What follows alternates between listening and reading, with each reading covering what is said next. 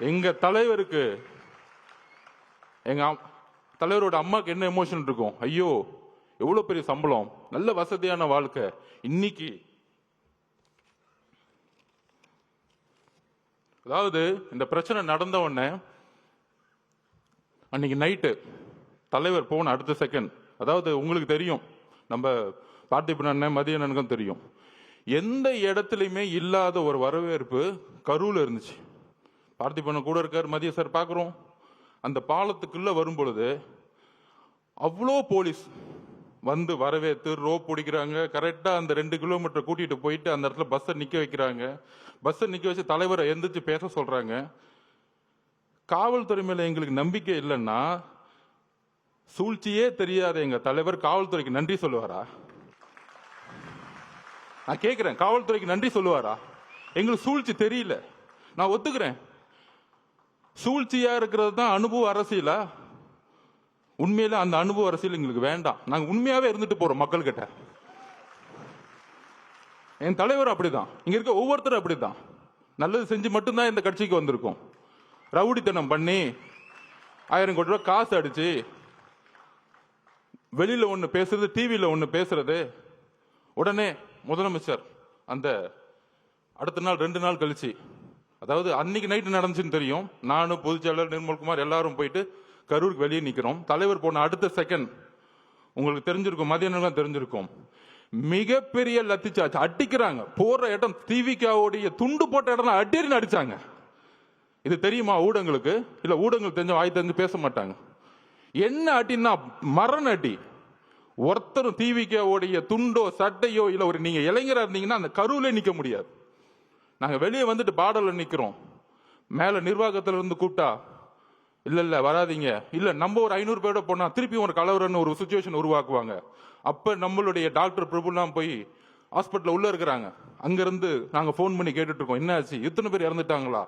அங்க இருந்து தகவல் வருது, பெரிய பெரிய ஜட்ஜஸ் இன்னைக்கு போட்டிருக்காங்க, கரூர்ல மெடிக்கல் ஹாஸ்பிட்டல்ல சரியான உபகரணங்களே கிடையாதுன்னு ரிப்போர்ட் வருது. ஏன் பக்கத்துல பிரைவேட் ஹாஸ்பிட்டல் தான் சேர்க்கல? அப்ப தாவேக கட்சிக்காரங்க ஹாஸ்பிட்டல் பக்கமே வரக்கூடாது, அங்கேயே வெளியேறுங்க. இவங்கெல்லாம் ஓட்டாங்க, தலைவர் ஓட்டார். யாரா ஓடுனது? வந்தா நீங்க என்ன பண்ணுவீங்க எங்களுக்கு தெரியாது. 75 வருஷம் கழிச்சு உங்களுக்கு சூழ்ச்சி என்னன்னு தெரியாது. எம்ஜிஆரையும் ஜெயலலிதாவையும் சூழ்ச்சி பண்ணி என்ன பண்ணீங்கன்னு எங்களுக்கு தெரியாது. இதே மாதிரிதான் 97 கோர்ட் ஆர்டர் வாங்கி ஜெயலலிதா அரெஸ்ட் பண்ணிட்டாங்க. அப்ப என்ன தெரியுமா வந்து ஆர்குமெண்ட், பேச்சுவார்த்தை அரசியல் விட்டே போயிடுமா? இவங்களுக்கு எப்படின்னா இந்த ஒரு குடும்பம் மட்டும்தான் அடுத்த 100 வருஷத்துக்கு வேற யார் ஏத்து வந்தாலும் தூக்கி எறிஞ்சிருது. இன்னைக்கு பெரிய பெரிய பாத்தீங்க, இந்த 30 நாள் தெரியும், பெரிய பெரிய சினிமா ஸ்டார்ஸ் உலக நாயகர்கள் எல்லாம் போய் ரெட் ஜெயின்ல சைன் போட்டு சினிமாவுக்கு போயிட்டாங்க. எங்க தலைவர் நினைச்சிருந்தா இதே ரெட் ஜெயின்ல 500 கூட சம்பளம் வாங்கிட்டு என்னமோ பண்ணுங்கன்னு சொல்லிட்டு போயிருப்பாரு. ஏன்னா தூக்கி எறிக்கு தானே வந்திருக்காரு உங்களை, அந்த கோவம் தானே உங்களுக்கு.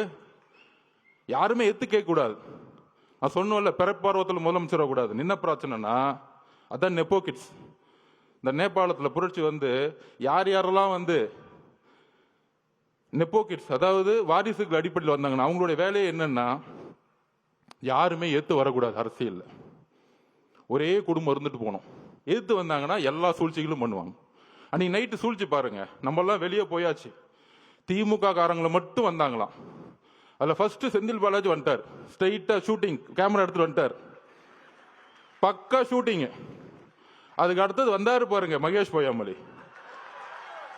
மக்கள் எங்க உண்மை தெரிஞ்சுச்சுன்னா இந்த 2 பேரை பார்த்தே உண்மையை கண்டுபிடிச்சிட்டாங்க. அன்னைக்கு எங்க தலைவர் மேல நைட் ஃபுல்லா விமர்சனம், அவர் ஓட்டாரு ஓட்டாரு ஓட்டாரு அப்படின்னு. அந்த 2 பேர் கேமரா வேணுங்கன்னே கொண்டு வந்து வர வச்சு, அங்க நில்லுங்க கேமரா நில்லுங்க, நாங்க 2 பேர் நிக்கிறோம்.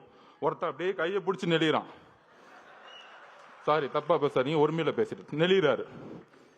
அடுத்தது நம்ம மகேஷ் பொய்யாமொழி. அதாவதுங்க நமக்கு வந்து ஒரு வீட்டில், இப்ப எங்க அம்மாவை சின்ன வயசுல இறந்துட்டேன், நம்ம உறவுகள் அம்மாவும் அக்காவும் குட்டி குட்டி குழந்தைங்க இருக்கும்போது முதல் வாய் வார்த்தையே வராது. நாங்க அப்படிதான் நிக்கிறோம் எல்லாருமே. பொதுச்செயலாளர் என்னன்னு தெரியாம அப்படியே மயங்க நிலையில நிக்கிறார் பொதுச்செயலாளர்.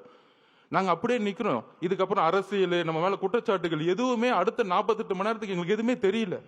அதுக்கப்புறம் தான் என்ன நடக்குன்னு டிவியில பார்க்க ஆரம்பிக்கிறோம். இதுதான் உள் உணர்வு.